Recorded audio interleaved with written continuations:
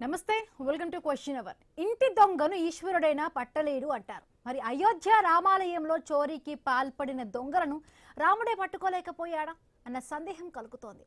భక్తి ముసుగులో భారీ మోసానికి పాల్పడే నిందితులను ఊరికే వదిలిపెట్టవద్దని భక్తుల నుంచి డిమాండ్లు వస్తున్నాయి. విరాళాల చోరీ కేసులో రోజుకొక ట్విస్ట్ వెలుగులోకి వస్తోంది. ఒక్కో విషయం బయటకు వస్తూ ఉండడంతో సిట్ అధికారులు విస్తుపోతూ ఉన్నారు. దేవుడికి వచ్చిన విరాళాలతో నిందితులు వడ్డీ వ్యాపారాలు చేసినట్టుగా కూడా సిట్ అధికారులు గుర్తించారు. షేర్ మార్కెట్లలోనూ కూడా పెట్టుబడులు పెట్టినట్లుగా నిర్ధారణ అయింది. ఇక నిందితుల ఇళ్ల నుంచి భారీగా డబ్బు కట్టలు, బంగారం ఆభరణాలను స్వాధీనం చేస్తున్నారు. మొత్తం 30 బ్యాంకు ఖాతాలను అధికారులు జప్తు చేశారు. అసలు భక్తుల విరాళాలు ఎలా దారి మళ్లాయి, ఆలయ నిధుల నిర్వహణలో ఎక్కడ లోపం జరిగింది, విరాళాల భద్రతపై ఎలాంటి చర్యలు తీసుకుంటున్నారు, ఇలాంటి ఘటనలు జరగకుండా మరింత కఠినమైన వ్యవస్థ అవసరమా, భక్తుల విశ్వాసాలను కాపాడేందుకు ఎలాంటి చర్యలు తీసుకోవాలి, ఇప్పుడు ఇదే అంశాలపై మాట్లాడదాం. కోట్లాది మంది భక్తుల నమ్మకంతో ముడిపడిన ఈ అయోధ్య నిధుల విషయంలో మనం చూసాం. ఇప్పటి వరకు కూడా చాలా వరకు దర్యాప్తు జరుగుతోంది. బట్ రోజుకొక ట్విస్ట్ నెలకొంటూ ఉంటుంది. విరాళాల విషయంలో కూడా అంటే సిట్ అధికారులు కూడా విస్తుపోతూ ఉన్నారు. ఇప్పటికే బ్యాంక్ అధికారులను కూడా అరెస్టు చేశారు. ఈ దేవుడికి వచ్చిన ఈ విరాళాలతో కూడా వడ్డీ వ్యాపారాలు చేయడం ఏంటి, షేర్ మార్కెట్లో పెట్టడం ఏంటి, ఇవంతా కూడా ఒక్కసారిగా సామాన్య భక్తులకే కాకుండా దీన్ని ఎవరైతే ఇన్వెస్టిగేషన్ చేస్తున్నారో సిట్ అధికారులు ఈ విషయాన్ని తెలుసుకుంటున్నా అంటే ప్రతి ఒక్కరూ కూడా చాలా నివ్వెరపోతూ ఉన్నారు, విస్తుపోతున్నారు. బట్ ఆడిట్ వ్యవస్థ ఏ విధంగా కొనసాగుతోంది? ముఖ్యంగా బయట కార్పొరేట్ సంస్థల్లో కూడా థర్డ్ పార్టీకి సంబంధించి కూడా ఈ ఆడిట్ వ్యవస్థ అంటే కూడా వాళ్ళు ఎవ్రీ టైం కూడా చేస్తూ ఉండుంటారు. బట్ భక్తులు ఇచ్చే విరాళాలకు సంబంధించి కానీ ఇప్పుడు దీనికి కూడా థర్డ్ పార్టీ ఆడిటింగ్ వ్యవస్థ అనేది కూడా ఇక్కడ పెట్టాలా అనే విధంగా కూడా కొంత క్వశ్చన్స్ అయితే లేవనెత్తుతున్న పరిస్థితి.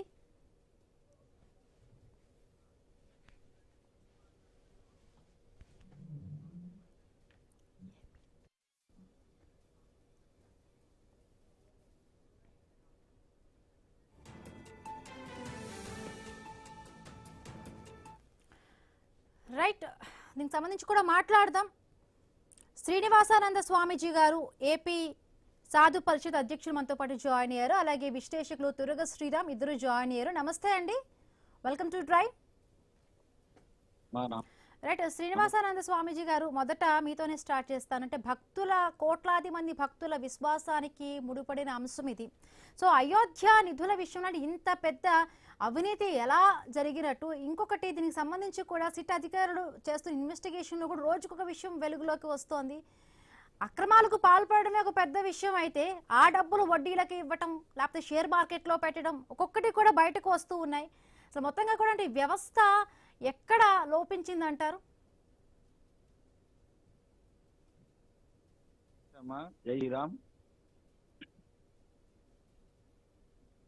శ్రీరామచంద్రమూర్తి అయోధ్య రామాలయం అంటేనే మన కోట్లాది మంది హిందువుల గుండె చప్పుడుగా మనం భావిస్తామమ్మా. 500 సంవత్సరాలు దీర్ఘమైన పోరాటం చేసి ఎన్నో యుద్ధాలు చేసి లక్షలాది మంది బలిదానం సమర్పించిన తర్వాత మనకి అందించినటువంటి ఆ రామచంద్రమూర్తి ఆశీస్సులు 500 సంవత్సరాల తర్వాత నిర్మాణం చేసుకున్నటువంటి దివ్యమైన రామాలయం. అటువంటి రామాలయంలో విరాళాలు భక్తులు ఇచ్చినటువంటి హక్కులు పక్కదోవ పట్టడం, కొంతమంది స్వార్థపరులు అందులో చేరి నిధులన్నీ కూడా శ్రీరాముల వారి తాలూకా నిధులు దుర్వినియోగం చేయడం అనేది హిందూ సమాజం చాలా బాధపడుతున్నది, చాలా ఆవేదన చెందుతుంది. మరి దీనిపైన మేము కూడా చాలా విచారం వ్యక్తం చేస్తున్నామమ్మా. ఇది జరగకూడదు. ఎందుకంటే ఆ దివ్యమైనటువంటి రామాలయం చేసుకుందామని కోట్లాది మంది భక్తులందరూ కూడా ఇప్పటికే దర్శనాలు స్వామివారిని చేసుకుంటూ ఉన్నారు. ఇలాంటి తరుణంలో నిధులు దుర్వినియోగం అనే ఆ మాట చాలా కలిచివేస్తూ ఉన్నది హిందూ సమాజాన్ని. దీన్ని మేము చాలా బాధపడుతూ ఉన్నాం. ఇప్పటికే మరి సిట్టు విచారణ అనేది లోతుగా జరుగుతూ ఉన్నది. మరి నివ్వురిపోయేటటువంటి అంశాలన్నీ కూడా ఒక్కొక్కటి వెలుగు చూడడం కూడా చాలా బాధ అనిపిస్తూ ఉన్నది.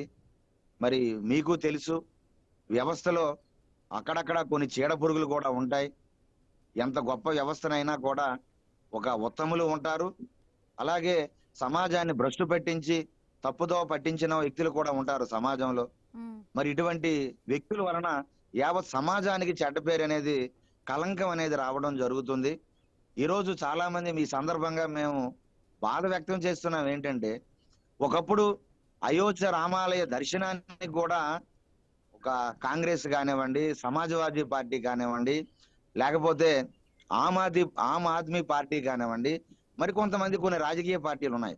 ఆ రోజు రామాలయ నిర్మాణం జరిగిన తర్వాత ప్రతిష్ట సందర్భంగా భారతదేశంలో అన్ని ఇర్రెస్పెక్ట్ ఆఫ్ ఆల్ పొలిటికల్ పార్టీస్ కూడా ఆహ్వాన పత్రికలు ఇచ్చినా కూడా చాలా మంది ప్రేమతో, పార్టీ వైవిధ్యాలు ఉన్నప్పటికీ కూడా, పరపక్ష భేదాలు విభేదాలు ఉన్నప్పటికీ కూడా రాముడి విషయంలో అందరూ కలిసి వచ్చారు. రామ దర్శనం చేసుకున్నారు చాలా మంది. కానీ కొంతమంది కనీసం దర్శనానికి కూడా రాలే, కనీసం వారు రాముని చూడడానికి కూడా రాలే. ఆ రామాలయ నిర్మాణం జరిగేటప్పుడు బాధపడ్డారు కూడా. ఉమ్, రామాలయ నిర్మాణం జరిగిపోతుంటే వాళ్ళు ఇబ్బంది పడిపోయారు. ఈ భారతదేశంలో హిందువుల ఓట్లతో ఆ పార్టీలు నడుపుతున్నటువంటి రాజకీయ వ్యవస్థలు కూడా, రాజకీయ పార్టీలు కూడా ఈ రోజు అయోధ్య రామాలయం దర్శనం రానటువంటి వ్యక్తులు ఈ రోజు దాన్ని రాద్ధాంతం చేస్తున్నారు, విమర్శలు చేస్తున్నారు. రోజుకొక ప్రెస్ మీట్లు పెట్టి ఇంకా ఇంకా భక్తుల్ని జరుగుతున్నటువంటి ఏదైతే అపచారం జరిగిందో దాన్ని బాధ వ్యక్తం చేస్తున్నటువంటి హిందూ సమాజానికి మరికొంత అగ్ని మీద ఆయుధ్యం పోసేటట్టుగా మాట్లాడుతున్నారు. దీన్ని మేము ఖండిస్తున్నామమ్మా. తప్పైతే జరిగింది, దీన్ని ఎవరు సమర్థించరు. మీకు తెలుసు, ఒక పెద్ద వ్యవస్థ, ఆ వ్యవస్థలో కొన్ని సందర్భాల్లో ఇలాంటి సంఘటనలు జరుగుతూ ఉంటాయి. దాన్ని ప్రస్తుతానికి చట్ట ప్రకారంగా కోర్టులన్నీ కూడా మరి దాన్ని పూర్తిగా దోషులను శిక్షించే పనిలో ఉన్నాయి. అందులో ఎటువంటి సందేహం లేదు. చట్టం నుంచి ఎవరూ తప్పించుకోలేరు. అయోధ్య ఏదైతే రామాలయ నిర్మాణం, ఆ ఆలయంలో నిధులు విషయమై యూపీ గవర్నమెంట్ చాలా కృతనిశ్చయంతో ఉంది. ఇప్పటికే యోగి గారు మరి సిట్టు వేసి చాలా లోతుగా దర్యాప్తు చేస్తూ, సిట్టే రోజుకు ఒక విషయాన్ని బయట పెడుతూ ఉన్నది. ఏదైతే వడ్డీ వ్యాపారాలకు ఇచ్చుకున్నారో, ఏదైతే వాళ్ళు ఇంకా ఆ నిధుల్ని పక్కతో పట్టించి వారి స్వార్థానికి అనేక పెట్టుబడులకు వాడుకుంటున్నారో, ఇవన్నీ ప్రభుత్వం ద్వారా కదమ్మా బయటకు వస్తున్నాయి. ఈ రోజు ప్రభుత్వమే చిత్తశుద్ధి లేకపోతే ఆ సిట్టు కూడా ప్రభుత్వం చెప్పినట్టుగా బయటికి రాకూడదు అనుకొని, బయటికి వెలుగులోకి రాకూడదు అనుకుంటే ఆ విషయాలు బయటికి తేటతెల్లం చేయరు కదా. కాబట్టి ప్రభుత్వం కూడా చాలా స్పష్టంగా ఉంది, తప్పు ఎవరు చేసినా క్షమించేది లేదని. ఆ కృతనిశ్చయంతో ఉండబట్టే అన్ని వ్యవహారాలు బయటకు వస్తున్నాయి. ముఖ్యంగా దిగ్భ్రాంతి గురి చేసే అంశం ఏంటంటే, అఖిలేష్ యాదవ్ కూడా ఆయనతో ఒక అయోధ్య రామాలయం ట్రస్ట్ లో ఉండేటటువంటి కొంతమంది సభ్యులు వారి కాంటాక్ట్ లో ఉన్నారని, అవన్నీ కూడా ఆ ఫోన్ కాల్స్ అన్ని కూడా బయటకు వస్తున్నాయి. వారితో సంభాషణలు అన్ని కూడా బయటకు వస్తున్నాయి. అంటే ఎలాంటి ఇన్ఫ్లుయెన్స్ చేస్తున్నారు, ఆ ట్రస్ట్ లో ఉండే సభ్యులను కూడా బయట నుండి ఇన్ఫ్లుయెన్స్ చేస్తున్నారు. తప్పు జరిగింది, తప్పు చేసిన వాళ్ళని మనం సమర్థించాం. కానీ ఇదే సమయంలో బయట రాజకీయ కొంతమంది స్వార్థపర వ్యక్తులు అందులో ఉండి వ్యక్తులతో కాంటాక్ట్ లో ఉన్నారంటే, ఎటువంటి ఇక్కడ ఏ కోణంలో జరిగింది ఈ అంశము, ఈ దుర్వినియోగం ఎలా జరిగింది, దీని వెనక ఎవరెవరు హస్తాలు కూడా ఉన్నాయి, ఎవరు ప్రాతిఫలం కూడా చేస్తున్నారు అనేది కూడా లోతుగా చెప్పుకోవాల్సిన అవసరం కూడా ఉన్నదమ్మా. శ్రీరామ్ గారు, అంటే ముఖ్యంగా కూడా ఈ విరాళాలకు సంబంధించి, సేకరణకు సంబంధించి కూడా ఎక్కడైనా కూడా ఇప్పుడు కార్పొరేట్ కంపెనీస్లో కానీ అంటే ఆడిట్ ఇంటర్నల్గా కూడా కొంత ఉన్నా కూడా దానికి సంబంధించి బయట వ్యక్తుల నుంచి కూడా ఒక ఆడిట్ అనేది జరుగుతుంది. ఇక్కడ ముఖ్యంగా అంటే పెద్ద మొత్తంలో కూడా విరాళాల సేకరణకు సంబంధించి కూడా ఇక్కడ ఆడిట్ వ్యవస్థ పూర్తిగా విఫలమైందని మనకు క్లియర్గా కూడా ఈ ఎపిసోడ్లో మనకి అర్థమవుతుంది. బట్ ఏంటి ఎట్లా ఇలాంటివన్నీ కూడా పునరావృతం కాకుండా ఉండాలి అంటే, ఇంకొకటి దీనికి సంబంధించి ఎంత డబ్బు వస్తోంది, ముఖ్యంగా అందరికీ ఇక్కడ బాధ పెట్టే విషయం ఏంటంటే డబ్బులు పక్కదారి పట్టడం ఒకవైపు అయితే, వడ్డీలకు ఇవ్వటం, షేర్ మార్కెట్లో పెట్టడం కూడా చాలా వరకు సిట్ దర్యాప్తులు నిజంగా ఇట్లాంటి విషయాలు ఉన్నాయా అని ఒక్కొక్కరికి కలవరపడుతుంది. బట్ ఇవన్నీ కూడా ఇప్పుడు ఒక స్టాక్ మార్కెట్లో పెట్టడము, ఇవన్నీ కూడా వెనక్కి రప్పించే వీలు ఉంటుందా? ఇవన్నీ కూడా జరగకుండా ఉండాలనుకుంటే కంప్లీట్గా కూడా దీనికి ఒక పారదర్శకంగా ఉండాలి అంటే ఎట్లాంటి చర్యలు తీసుకోవాలి అంటే, ఇంతకాలం ఆర్థిక లావాదేవీలకు సంబంధించి కూడా ఎందుకు దృష్టి పెట్టలేకపోయారా? ఆడిట్ సరిగ్గా నిర్వహించలేకపోయారా? ఖచ్చితంగా వ్యవస్థలో చాలా లోపాలు జరిగాయమ్మా. ఆ లోపాల వల్లే ఈరోజు అంతకు ముందు భక్తులుగా చలామణి అయిన వాళ్ళు రామ జన్మభూమి కోసం పోరాటం చేశారని చెప్పిన వాళ్ళందరూ కూడా ఈ రోజు వాళ్లే నిందితులుగా ఉండి వాళ్ళు రాజీనామాలు చేయాల్సిన పరిస్థితి వచ్చింది. పెద్ద పెద్ద సంస్థల్లో పనిచేసిన వాళ్ళు, చాలా పెద్ద హిందుత్వ సంస్థల్లో మేమే రామ భక్తులు అని చెప్పుకున్న వాళ్ళు, అలాంటి వాళ్ళందరినీ నమ్మి వాళ్ళకి అవకాశం ఇస్తే ఈ రోజు నమ్మక ద్రోహం అనేది ఖచ్చితంగా జరిగింది. జై శ్రీరామ్ నినాదం మాటున వెన్నుపోటు జరిగింది ఖచ్చితంగా. ఇది హిందువులకు జరిగిన వెన్నుపోటు. అయితే ఇది ఏ సంస్థ లేదంటే ఏ పార్టీనో జరిగిందని కాదు, ఎదుర్కొన్న డబ్బులు కనబడేసరికి కొంతమంది వ్యక్తులు అమ్ముడుపోయినట్టుగా కనిపిస్తోంది. కొంతమంది వ్యక్తులు వాళ్ళ బలహీనతల్ని వేరే వాళ్ళు, బయట వాళ్ళు కూడా కొంతమంది వాడుకున్నట్టుగా కనిపిస్తోంది.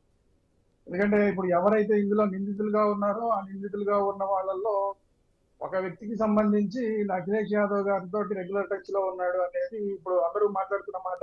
దీంట్లో వాస్తవాలు తేలాల్సిన అవసరం ఉంది. అంటే అప్పుడు బయట నుంచి వేరే పార్టీలు, వేరే శక్తులు ఇందులో జొరబడ్డాయా అనేది ఒక కీలకమైన అనుమానం. ఇది కాకుండా ఈ రోజు బాధపడుతున్న వాళ్ళందరూ ఎవరయ్యా వీళ్ళు బాధపడుతున్నారంటే, ఆ రోజు హనుమాన్ గడి దగ్గర నమాజ్ చేసిన వాళ్ళు ఈ రోజు బాధపడుతున్నారు. అయ్యో రాముడికి అన్యాయం జరిగిపోయింది, రామాలయంలో ద్రోహం జరిగిపోయింది, రామాలయంలో దొంగతనం జరిగిపోయింది. వీళ్ళు సన్నాసులు. ఈ సన్నాసులంతా ఎవరయ్యా అంటే హనుమాన్ గడి దగ్గర నమాజ్ చేసిన వాళ్ళు. హనుమాన్ గడి అంటే ఇప్పుడున్న రామాలయం లేని సమయంలో అక్కడ ఏకైక దేవాలయం, అతిపెద్ద దేవాలయం హనుమంతుడి దేవాలయం. అందరూ అక్కడ ఆ దేవుని హనుమంతుడిని సందర్శించుకుని, అక్కడ రామ్లాలా ఉండేవాడు, రామ్లాలా చిన్న పందిర్లో రామ్లాలా ఉండేవాడు, రామ్లాలాని దర్శించుకుని వచ్చేవాడు, అందరూ వచ్చేవారు. అలాంటి అంత పవిత్రమైన ఆ హనుమాన్ గడి దగ్గర నమాజ్ చదివిన వాళ్ళంతా ఈ రోజు అయ్యో ఏదో జరిగిపోయిందని బాధపడుతున్నారు. సోనియా గాంధీ, రాహుల్ గాంధీ కనీసం రామాలయానికి వెళ్ళడానికి ఇష్టపడలేదు. ఆ ఓపెనింగ్ కానీ లేదంటే శంకుస్థాపన జరిగినప్పుడు కానీ ప్రతిసారి ఇన్విటేషన్ పంపించినా కూడా వాళ్ళు వెళ్ళడానికే ఇష్టపడలేదు. అట్లాంటి వాళ్ళు ఈ రోజు అయ్యయ్యో రాముడికి ఏదో జరిగిపోతుంది అంటాం అనేది ఇది ఎంత అంటే కేవలం హిందువుల్ని వెక్కిరించడం కోసం ఈ కార్యక్రమం చేస్తున్నట్టు కనబడుతుంది తప్ప వాస్తవంగా దీంట్లో నిజంగా వాళ్ళకి బాధ ఉందా అంటే ఆ బాధ ఎక్కడ కనిపించట్లా. కాకపోతే అక్కడ ల్యాబ్స్ జరిగిన మాట వాస్తవం. ఎందుకంటే గతంలో నేనే వెళ్ళినప్పుడు, రామ్లాలా ఉన్నప్పుడు, దేవాలయం లేకముందు రామ్లాలా ఉన్నప్పుడు వెళ్తే అప్పుడు మిలిటరీ అక్కడ సెక్యూరిటీ ఉండేది. నా జేబులో నావేవో తలకాయ నొప్పి మాత్రలు ఏవో ఉంటే ఆ మాత్రలు షీట్, చిన్న మాత్రలు 2 టాబ్లెట్లు ఉన్నది నా జేబులో ఉండిపోయింది. దాన్ని కూడా పట్టుకెళ్ళడం లేదు. నా జేబులో ఉన్న మిగతా ఫోన్లు అవన్నీ పక్కన పెట్టడం వదిలేసేయండి, ఈవెన్ మందులు కూడా పట్టుకెళ్ళడం లేదు. ఆ మందులు పక్కన పెడితేనే నువ్వు లోపలికి వెళ్ళాలి అన్ని నన్ను అప్పుడు మిలిటరీ వాళ్ళు చెప్పారు. అంటే అంత టైట్ సెక్యూరిటీ ఉండేది అప్పుడు. ఈ రోజు ఆ లెక్కింపుల కార్యక్రమం ఎక్కడైతే జరుగుతుందో ఆ లెక్కింపుల దగ్గర అలాంటి టైట్ సెక్యూరిటీ లేకపోబట్టి ఈ రోజు ఇవన్నీ జరిగినాయి. కొంతమంది ఏమో సీసీ కెమెరాలకు అడ్డంగా నిలబడి, ఒకళ్ళు సీసీ కెమెరాలకు అడ్డం నిలబడి ఇంకోళ్ళు ఎవరో చేయటం, ఇలాంటివన్నీ చాలా చేశారని చెప్తున్నారు. అంటే 1 రోజు 2 రోజులు కాదు, చాలా రోజులు ఈ కార్యక్రమం జరిగింది కాబట్టి క్లియర్ గా ల్యాబ్ జరిగింది. అందుకనే ఇలాంటి వాటికి ఖచ్చితంగా మన అందరూ కూడా తిరుపతికి వచ్చి, తిరుపతిలో ఎలా జరుగుతోంది ఇక్కడ లెక్కింపు కార్యక్రమం, పరకామణి లెక్కింపు కార్యక్రమం ఎలా జరుగుతోందని దీన్ని అధ్యయనం చేసి ఆ విధమైన సెక్యూరిటీ అక్కడ పెట్టాలి. ప్రపంచంలోనే అత్యుత్తమైన సెక్యూరిటీ ఉన్న ఈ పరకామణిలో కూడా మనం 1-2 ఇలాంటి దొంగతనాలు చూసాం. అంటే ఎంత పటిష్టంగా ఉండాల్సిన అవసరం ఉంది. ఎందుకంటే కోటాను కోటి డబ్బులు కనబడుతుంటే ఎవరి మైండ్ చెదిరిపోతుంది. పట్టలేడు అన్నట్టుగా ఒకటి ఉంది. అంటే ఇందాక మీరు మాట్లాడుతూ కూడా స్టార్టింగ్ లో ప్రతిదీ కూడా ఈచ్ అండ్ ఎవ్రీథింగ్ కూడా వెళ్ళేటప్పుడు అక్కడ మీకు తనిఖీలు చేశారు. టాబ్లెట్ కూడా అంటే డబ్బులు చూసేటప్పటికి మనిషి మనసు చలించిపోయినట్టుగా ఇప్పుడు భక్తులు ఇచ్చిన విరాళాలపై కూడా కన్నులేశారు ఇక్కడ. సో దీనికి సంబంధించి అంటే ఇంకా సిట్టు దర్యాప్తులో కొంతమంది పేర్లే వస్తూ ఉన్నాయి. ఇంకా పెద్ద వాళ్ళు ఏవైనా కూడా ఇన్వాల్వ్ అయ్యి ఉండే అవకాశం ఉందా? ఇంకొకటి డిజిటల్ పారదర్శకతకు ఎంతవరకు, రియల్ టైం మానిటరింగ్ కూడా చాలా వరకు ఇలాంటి కేసెస్కి సంబంధించి కూడా డబ్బుల విషయంలో చోరీకి పాల్పడకుండా ఉండడానికి ఇంకా జాగ్రత్త పరంగా కూడా ఎంత డిజిటల్ యుగంలో కూడా ఇలాంటి చోరీలు పాల్పడకుండా ఉండడానికి ఎటువంటి ఇంకా జాగ్రత్తలు తీసుకుంటే నెక్స్ట్ రిపీట్ కాకుండా ఉండడానికి బాగుంటుందంటారు? అందుకనే చెప్పా, తిరుపతిలో పరకామణిని ఖచ్చితంగా అధ్యయనం చేయాలి. అధ్యయనం చేసి అంతకన్నా బెటర్ వ్యవస్థను ఏ విధంగా తీసుకురావచ్చు. ఎందుకంటే తిరుపతిలోనూ డబ్బులకు కరువు లేదు, అయోధ్యలోనూ డబ్బులకు కరువు లేదు. ఎంతన్నా ఖర్చు పెట్టి సెక్యూరిటీని ఏర్పాటు చేయగలం. కాబట్టి ఏంటంటే అత్యుత్తమమైన సెక్యూరిటీ వ్యవస్థ ప్రపంచంలో ఎక్కడ ఉంది అనేది అధ్యయనం చేసి ఆ విధమైన సెక్యూరిటీ వ్యవస్థని అయోధ్యలో పెట్టాలి. ఎందుకంటే తిరుపతి కన్నా ఎక్కువ మంది జనం వెళ్తున్నారు అక్కడ. దాదాపు ఒక రోజు 2 లక్షల మంది కూడా చూస్తున్నారు. తిరుపతిలో 70,000 మంది 80,000 మందిని చూపించగలిగితే మనకు గగనం మనకి. అలాంటిది అక్కడ 1,00,000-1,50,000 మంది రోజు వెళ్తున్నారంటే అక్కడ మనకి ఎంతైనా డబ్బులకేం కదులు లేదు. కాబట్టి ఏంటంటే అలాంటి అద్భుతమైన సెక్యూరిటీ వ్యవస్థని మనం అత్యుత్తమైన ప్రపంచంలోనే అత్యుత్తమైన సెక్యూరిటీ వ్యవస్థ అక్కడ ఏర్పాటు చేయాల్సిన అవసరం ఉన్నది. మీరు అన్నట్టు మూడో పార్టీ అవసరమా అంటే ఖచ్చితంగా అవసరం ఉంటుంది. కానీ ఆ మూడో పార్టీ ఎవరు? ఆ మూడో పార్టీ ప్రభుత్వానికి ఇస్తే సమస్య. ఎందుకంటే ఇప్పుడు దేవాలయాలన్నీ మళ్ళీ ప్రభుత్వ కబంధాస్తాల్లోకి వెళ్ళిపోతాయి. అక్కడ ఇప్పుడు మనలాగా అక్కడ దేవాలయాలు ప్రభుత్వం చేతుల్లో లేవు. కాబట్టి ఇలాంటి మనం అవకాశం ఇచ్చామనుకోండి మళ్ళీ అవి ప్రభుత్వ కబంధాస్తాల్లోకి వెళ్ళిపోతాయి. అది కూడా కరెక్ట్ కాదు. మరి మూడో వ్యక్తిని ఎవరిని పెడదాం అంటే మరి అది చెప్పడానికి కూడా మనకు కష్టం. అందువల్ల ఉన్నంతలో మన అత్యుత్తమమైన వ్యవస్థ ఇప్పుడు మీరు చెప్పినట్టు సీఏల దగ్గర నుంచి మొదలు పెడితే అందరినీ కూడా బాధ్యతాయుతమైన వాళ్ళని అక్కడ పెట్టాలి. వాళ్ళకి చెక్స్ అండ్ బ్యాలెన్సెస్ ఉండాలి. ఎక్కడికక్కడ చెక్స్ అండ్ బ్యాలెన్సెస్. ఇప్పుడు ఒకళ్ళు కాకుండా ఒక 2-3 సీఏలను పెట్టాలి. ఒక సీఏని కాకుండా ఇప్పుడు ట్రస్ట్ తరపున ఒక సీఏ, ట్రస్ట్ తరపున సీఏతో పాటు ప్రభుత్వం తరపున నుంచి ఒక సీఏని పెట్టి దీన్ని డబుల్ చెక్ చేసే అతనికి ఏ అధికారాలు ఉండకూడదు. ప్రభుత్వం తరపున ఉన్న సీఏకి అధికారాలు ఉండకూడదు. కేవలం డబుల్ చెకింగ్ మాత్రమే చేసే పరిస్థితి ఉండాలి. దాన్ని డబుల్ చెకింగ్ చేసి ఎక్కడన్నా పొరపాట్లు ఉంటే కనుక మళ్ళీ ట్రస్ట్ తరపున ఉన్న సీఏకి చెప్పి సరిదిద్దే పరిస్థితి ఉంటే అప్పుడు ప్రభుత్వం యొక్క ఆజమాయిషి అనేది మళ్ళీ టెంపుల్ మీద లేకుండా ఉంటుంది. లేదంటే మళ్ళీ టెంపుల్ ప్రభుత్వం చేతిలోకి వెళ్ళిపోతుంది. అది కూడా వాంఛనీయం కాదు. కాబట్టి ఏంటంటే ఇవన్నీ చేయాల్సిన అవసరం ఉన్నది. అట్ ది సేమ్ టైం ఇప్పుడు ప్రభుత్వం కూడా ఎవరైతే దీంట్లో బాధ్యులు ఉన్నారో దీనికి ఇప్పుడు ప్రస్తుతానికి గవర్నమెంట్ సిట్ వేసింది రాష్ట్ర ప్రభుత్వం. కానీ రాష్ట్ర ప్రభుత్వం సిట్ కన్నా కూడా ఒక సిబిఐతో కానీ లేదంటే సుప్రీం కోర్టుతో కానీ ఒక సిట్ వేయించి ఇక్కడ మనం తిరుపతి విషయంలో వేయించాం. సుప్రీం కోర్టు ఆధ్వర్యంలో ఒక వేయించాం మనం. అలాంటి ఒక సిట్ ని వేయించి దీని మీద కనుక ఆడిట్ మొత్తం అంతా కూడా దీని మీద మొత్తం ఏం జరిగింది అనేది మొత్తం అంతా కూడా ఎంక్వైరీ చేస్తే కనుక మరింత మంది పెద్దవాళ్ళు ఎవరైనా ఉంటే కనుక వాళ్ళు కూడా బయటపడే అవకాశం ఉంటుంది. ఈచ్ అండ్ ఎవ్రీ పర్సన్ ఎవరు ఇందులో తప్పు చేశారని బయటపడినా కూడా వాళ్ళందరి ఇళ్ల మీద కూడా బుల్డోజర్ వెళ్ళాలి. ఎందుకంటే యూపీలో బుల్డోజర్ గవర్నమెంట్ ఉన్నది, మిగతా వాళ్ళకి ఒక రకంగా వీళ్ళకి ఒక రకంగా ఉన్నది అన్న మెసేజ్ వెళ్లకుండా ఉండాలంటే ఖచ్చితంగా ఎవరైతే తప్పు చేశారో వాళ్ళందరికీ మిగతా వాళ్ళు ఎలా శిక్షిస్తున్నారో వీళ్ళని కూడా ఖచ్చితంగా అలానే శిక్షించాలనేది హిందువులుగా మా డిమాండ్. రైట్ అండి, రైట్. శ్రీనివాసానంద స్వామీజీ, అంటే సిట్ దర్యాప్తు కేవలం అంటే నిందితులపై చర్యలతో సరిపెడితే బాగుంటుందా? ఇంకొకటి, ఎక్కడైతే పర్యవేక్షణ బాగా ఇక్కడ లోపం క్లియర్గా మనకు కనిపిస్తుంది, ఈ పర్యవేక్షణ లోపం జరుగుతున్నా అంటే ఆ అధికారులపైన కూడా చర్యలు తీసుకుని ఇప్పటికీ కొంతమందిని అరెస్ట్ చేశారు. ఇందులో బ్యాంకుకి లావాదేవీలు చాలా వరకు జరిగినాయి కాబట్టి బ్యాంక్ అధికారులు కూడా కొంత ప్రశ్నిస్తున్న పరిస్థితి. ముఖ్యంగా అంటే ఇలాంటి ఘటనలు అంటే మనకు తెలుసు, ఈ అయోధ్య రామ మందిరానికి సంబంధించి చాలా మంది భక్తులు రోజుకే కొన్ని లక్షల మంది దర్శించుకుంటున్నారు. బట్ భక్తుల విశ్వాసాలకి సంబంధించిన విషయం కాబట్టి ఇంకా వాళ్ళ విశ్వాసం ఇలాంటి ఘటన తర్వాత కూడా కొంత అంటే ఇంత పెద్ద మొత్తంలో విరాళాలు ఇచ్చారు కాబట్టి వాళ్ళ విశ్వాసం ఏమైనా కొంత సన్నగిల్లుతుందా? ఇంకొకటి, ఇలాంటి ప్రధానమైన ఆలయాల్లో ప్రత్యేకమైన అంటే ఆడిట్కి సంబంధించి కానీ పారదర్శకంగా ఉండటానికి ప్రత్యేకంగా దీనికి సంబంధించి ఒక ప్రత్యేక పారదర్శకంగా ఉండే వ్యక్తులను ఇంకా ప్రభుత్వం సంబంధించి ప్రభుత్వం మీద ఏమైనా ఆడిట్ చేస్తే బాగుంటుందంటారా? అంటే ప్రభుత్వం ఆడిట్ చేసినా కూడా చాలా వరకు కొంత విమర్శలు వస్తాయి. అలా అని బయట వ్యక్తుల్ని నమ్మడానికి కూడా ఇప్పుడు చూస్తున్నాము ఇలాంటి జరుగుతున్న పరిస్థితి. బట్ ఇలాంటివి భక్తులకి మనోభావాలకు సంబంధించిన విషయం కాబట్టి నెక్స్ట్ ప్రతి ఒక్క ఆలయంలో కూడా ఇలాంటివి ఇంకా జరగకుండా ఎటువంటి జాగ్రత్తలు తీసుకోవాలంటారు? ఖచ్చితంగా అమ్మా, ఏదైతే అక్కడ అధికారులు ఉన్నారో ఆ అధికారులకి శిక్షణ తరగతులు అనేది దేవాలయాల్లో మనకి తిరుపతిలో ఉండేటటువంటి చాలా మంది ఉద్యోగులకి ప్రతిరోజు కూడా మనకు అక్కడ శిక్షణ ఇస్తారు. అంటే ప్రతిరోజు అంటే బ్యాచీలుగా ఒక ధార్మిక అత్యున్నతమైన సంస్థల్లో పనిచేసేటటువంటి ఉద్యోగులకి ఒక పారదర్శకత, ఆధ్యాత్మికత శిక్షణ అనేది వాళ్ళకి ఇవ్వాలి. అది ఒకటి ప్రధానంగా చేపట్టాలి. అలాగే ఈరోజు ఏదైతే ఈ లోపం జరిగిందో, ఈ ఆడిట్ కానివ్వండి, రోజుకి లక్షలాది మంది రావడానికి కారణం అక్కడ విఐపి దర్శనాలు మనలాగా తిరుపతి లాగా బ్రేక్ దర్శనాలని లేకపోతే మరొకటని ఉండదు. అక్కడ అందరూ సాధారణంగా అందరూ వెళ్ళిపోవడమే. ఎవరైనా పెద్దవాళ్ళు వస్తే ఆ పక్క లైన్లో వెళ్తారు. సాధారణ భక్తులు పక్క నుంచి వెళ్ళిపోతారు. అక్కడ ప్రత్యేక దర్శనాలు అంటూ ఉండవు. ఉత్తరాది అంతా కూడా అలాగే ఉంటాయి. సిస్టమ్ అంతా బాగుంటుంది దర్శనాలు విషయంలో. మనకైతే ఇక్కడ ఆపేయడం, భక్తుల్ని నిరీక్షింపజేయడం, ముందు పెద్దవాళ్ళు ఎవరైనా వస్తే వాళ్ళు దర్శనం చేయించడం ఉంటాయి. అయోధ్యలో అలా లేదు. కాబట్టి రోజుకి లక్షలాది మంది దర్శనానికి వెళ్తున్నారు. దానివల్ల స్వామివారికి ఉండి ఆదాయం పెరిగింది.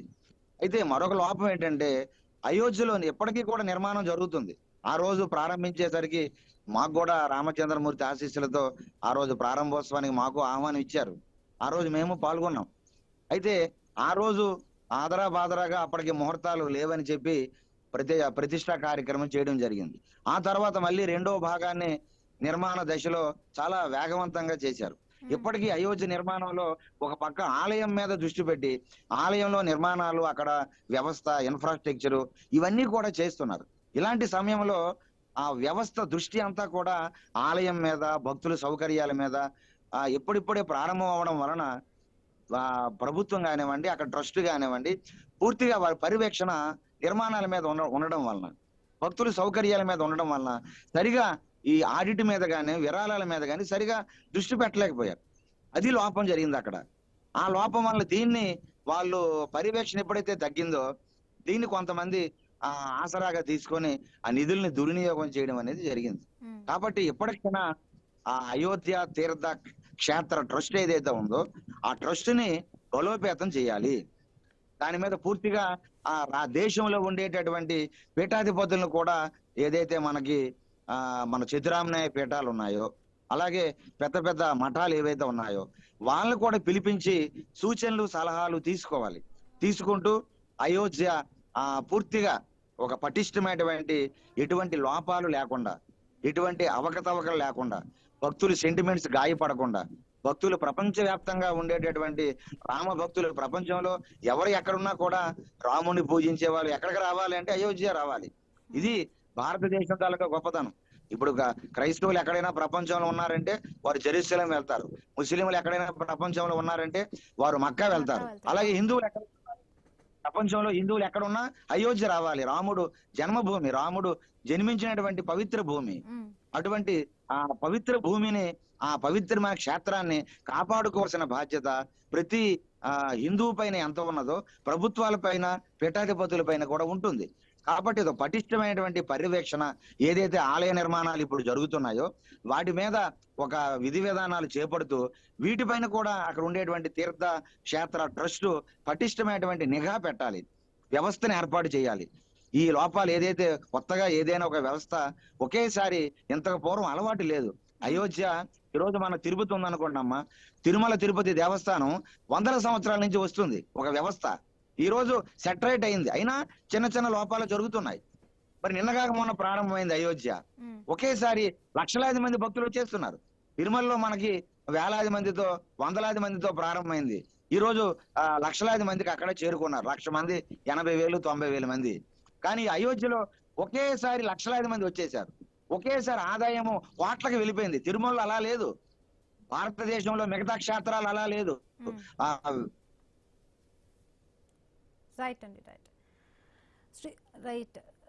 వెలిగింది కానుకలు. కానీ విచిత్రం అయోధ్య అలా కాదు కదమ్మా. ఒకే కొద్ది రోజుల్లోనే కోట్ల మీదకి ఆదాయం వెళ్ళిపోయింది. ఒకేసారి లక్షలాది మంది భక్తులు వచ్చేసారు. ఇవన్నీ కూడా వ్యవస్థను చూడటం కూడా కష్టసాధ్యం. అన్నిటి మీద పర్యవేక్షణ ఈ లోపాల పర్యవేక్షణ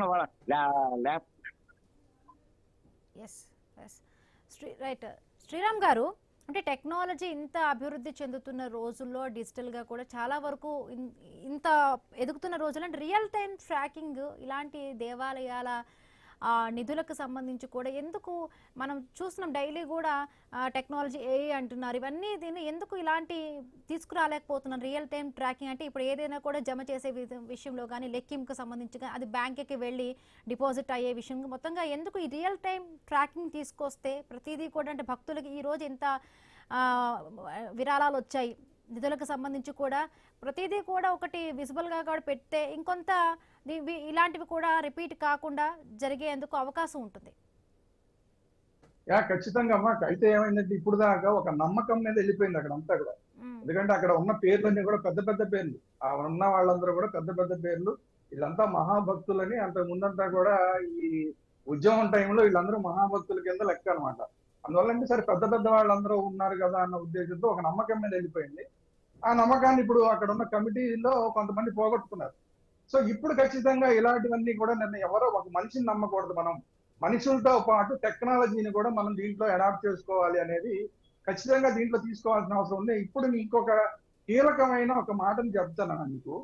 అదేంటంటే ఈ లోపాలన్నీ జరగడానికి అసలు ముహూర్త బలం కరెక్ట్ గా ఉందా లేదా అనేది ఒక డౌట్. ఎందుకంటే అప్పట్లోనే రామాలయానికి ముహూర్తం పెట్టిన సందర్భంలో అనేక మంది శంకరాచార్యులు లాంటి వాళ్ళు, పూరి శంకరాచార్యులు లాంటి వాళ్ళు కూడా కొన్ని అభ్యంతరాలు చెప్పారు ఆ ముహూర్తానికి. సరే అప్పుడున్న పరిస్థితుల్లో ఎలక్షన్స్ సరే ఏదన్నా కానీ మొత్తానికి జరిగిపోయింది. అందుకే ఇప్పుడు నేను చాలా కీలకమైన విషయం చెప్తున్నాను. మళ్ళీ ఇంకొకసారి పూర్తి స్థాయిలో దాని మీద సంప్రోక్షణ చేయడమా లేదంటే ఏం చేయడం అనే దాన్ని దానికి ఒక పరిహారం లాగా ఖచ్చితంగా ఒకటి చేయాల్సిన అవసరం ఉన్నది. ఎందుకంటే పూరి శంకరాచార్య లాంటి వాళ్ళు కరెక్ట్ గా లేదని అప్పుడు చెప్పినా కూడా అప్పుడు వినలేదు.